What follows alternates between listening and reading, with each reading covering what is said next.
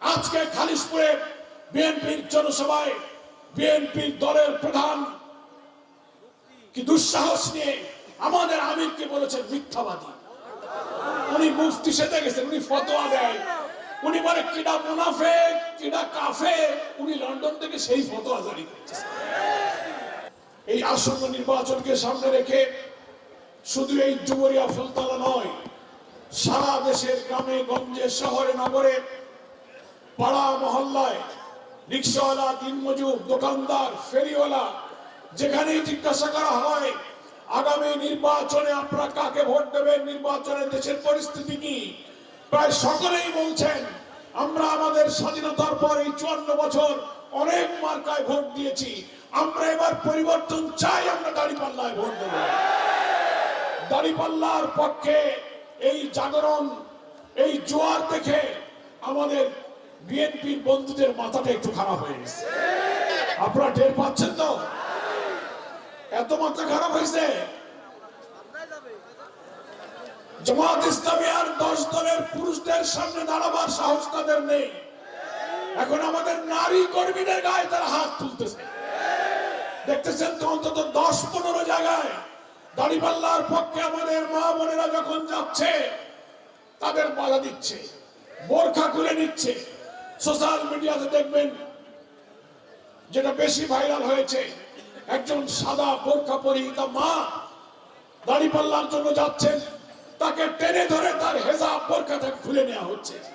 সে যখন বাধা দিচ্ছে, বিএনপির এক দুষ্কৃতকারী সন্ত্রাসী সেই মায়ের পেটে লাথি মেরেছে। বিএনপির একজন সোশ্যাল মিডিয়াতে বক্তব্য দিচ্ছে দাঁড়িপাল্লার পক্ষে কোনো মহিলারা ভোট চাইতে গেলে তাদের কাপড় খুলে রেখে দেবেন। সি সি সি সি সি, মাথা কি পরিমাণ খারাপ হয়েছে। বিএনপির বন্ধু এত নিচে নামতে পারে যে মাদেরকে আমরা আমাদের জীবনের চেয়ে ভালোবাসি, সেই মায়ের গায়ে যদি তোমরা হাত তোলো, তার যদি বস্ত্র খুলে নিতে চাও, ক্ষমতায় যাওয়ার আগে যদি তোমরা এত নিচে নামো, ক্ষমতায় গেলে তো তোমরা সারা দেশের মানুষের কাপড় খুলে নেবা। শেরপুরের শ্রীমন্তী উপজেলা জামাত ইসলামীর সেক্রেটারি হাফেজ রেজাউল করিমকে পিটিয়ে পিটিয়ে কুপিয়ে কুপিয়ে হত্যা করা হয়েছে। নির্বাচনের প্রাক্কালে ক্ষমতায় যাওয়ার আগে তোমরা যদি একটা দলের লোককে হত্যা করো, এই ডুমুরিয়া ফুলতলার মানুষ সাক্ষী সারা দেশে যাওয়া লাগবে না। 5ই আগস্টের পর তখন তো আর আওয়ামী লীগ ছিল না। এই যুগনগর, এই ডুমুরিয়ার দোকানে হিন্দুদের বাড়ি ঘরে কারা চাঁদাবাজি করেছিল। 18 মাইলের গরুর হাট নিয়ে অস্ত্রবাজি করে লড়াই করেছে, কি মনে আছে কিনা বলেন? ফলে উনারা বলেন আমাদেরকে ভোট দিলে দেশে আমরা শান্তি আনবো, দুর্নীতি মুক্ত করব। দুর্নীতির দায়ে যারা 14 বছরের সাজা হয় স্বামী স্ত্রী, হাওয়া ভবন গড়ে, তারা আবার ক্ষমতা গিয়ে দুর্নীতি কি করে মুক্ত করবে? যারা মায়েদের বুকে লাথি মারে, আমাদের কর্মীদের গুলি করে হত্যা করে, নিজেরা গুলি করে অন্তত নিজেরা 150 লোক মারা গেছে, তারা ক্ষমতায় গেলে মানুষের জীবনে নিরাপত্তা হবে না। আমাদের হিন্দু ভাইদেরকে হুমকি দিচ্ছে, এই হিন্দুরা যদি দাঁড়িপাল্লায় ভোট দাও, হিন্দু মা বোনদের বলছে তাহলে দিদিরা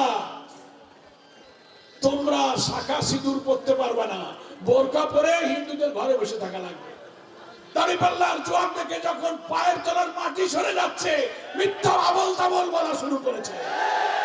তারা আমাদের প্রিয় আমিরের জামাতের বিরুদ্ধে, যে একজন নেক মানুষের কথা শোনার জন্য কোটি কোটি মানুষ ছুটে আসে, আজকে খালিশপুরে বিএনপির জনসভায় বিএনপির দলের প্রধান কি দুঃসাহস নিয়ে আমাদের আমিরকে বলেছেন মিথ্যাবাদী। উনি মুফতি সেজে গেছেন, উনি ফতোয়া দেয়, উনি বলে কিডা মুনাফিক কিডা কাফের, উনি লন্ডন থেকে সেই ফতোয়া জারি করতেছেন।